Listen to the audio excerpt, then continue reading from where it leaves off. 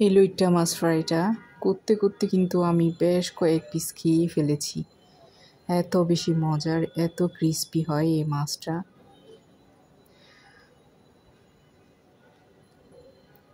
এখানে একটা secret recipe আছে যেটা দিলে আসলে ক্রিস্পি হবে। তাহলে চলুন এই রেসিপিটা দেখে নিই কার কার পছন্দ। আর আজকের এই রেসিপিটা কারো কাছে যদি একটুও কোনো অংশে ভালো লেগে থাকে তাহলে প্লিজ একটা লাইক কমেন্ট করে আমার পাশে থাকবেন। ফেসবুক পেজ থেকে যারা দেখবেন আমার পেজটাকে ফলো করে দেবেন, আর ইউটিউব চ্যানেল থেকে দেখে থাকলে আমার চ্যানেলটাকে সাবস্ক্রাইব করে আমার চ্যানেলের পাশে থাকবেন। আর যারা ইতিমধ্যে সাবস্ক্রাইব করেছেন কিংবা ফলো করেছেন সবার প্রতি আমার কৃতজ্ঞতা। আপনাদের কারণে আমি এত দূর পর্যন্ত আসতে পেরেছি। আর চেষ্টা করি আপনাদেরকে সহজভাবে আমি রেসিপিগুলো করে দেখাতে। লটিয়া মাছ এই যে লবণ দিয়ে আমি খুব ভালো করে ধুয়ে নিয়েছি, একদম ক্লিন করে। তারপর হচ্ছে এখন আমি পানিটা ঝরিয়ে রেখেছিলাম একটা ঝুড়ির মধ্যে দিয়ে। এখন আমি এটা ম্যারিনেট করব। লবণ দিয়েছি স্বাদ মতো, গরম মশলা দিয়েছি হাফ চা চামচ। এখানে পরিমাণ মতো করে আসলে দিয়ে দিবেন, মাছ যতটুকু নেবেন সেই পরিমাণ করে। হলুদের গুঁড়া দিয়েছি আর মরিচের গুঁড়া দিয়েছি। তারপরে এখন আমি এগুলা হাতে মেখে নিব যাতে মশলাগুলো খুব ভালো করে মাছের গায়ে লেগে যায়।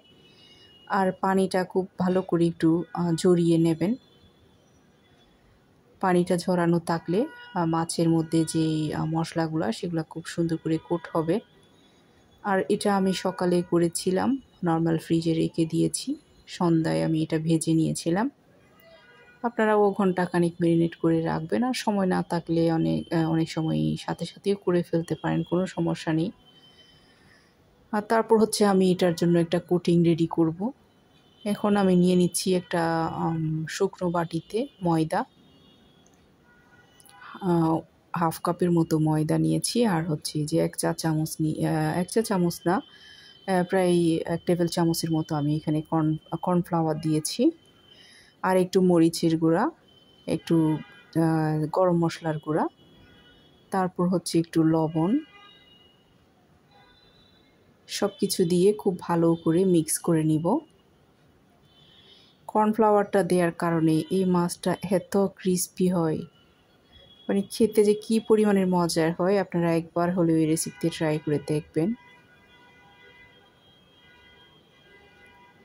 এখন হচ্ছে যে কোট করে রাখা মাছগুলো আমি এই ময়দার কোটিংয়ের সাথে, কর্নফ্লাওয়ার আর ময়দার কোটিংয়ের যে মিশ্রণ সেটার সাথে খুব ভালো করে কোট করে নেব। এভাবে হাতে দেখেন ঘুরিয়ে ঘুরিয়ে খুব সুন্দর করে কোট করে নিতে হবে।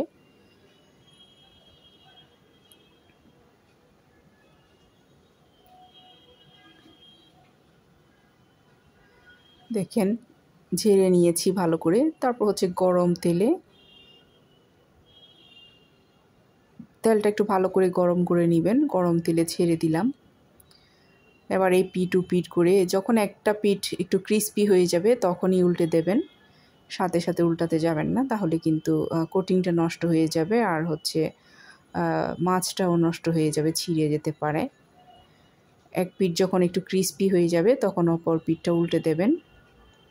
আর এই যে বুদবুদ করে উঠতেছে, এটা যতক্ষণ বুদবুদ করে একদম বাবলসগুলো উঠবে ততক্ষণ মনে করবেন যে এটা এখনও হয় নাই।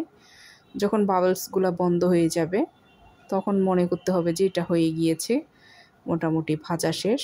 এই যে বাবলসগুলো দেখেন এখনও আছে, একটু একটু আসতেছে।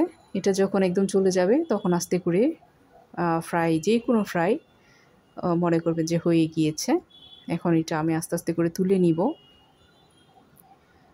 দেখতে পাচ্ছেন যে কতটা ক্রিস্পি হয়েছে, আসলে এটা দেখেই বোঝা যাচ্ছে। আর খেতে যে কত মজার হয়েছে সেটা আপনারা একবার হলেও করে দেখবেন। আপনারা করলেই বুঝতে পারবেন যে আসলে আমি কথাটা সত্যি বলেছি কি না।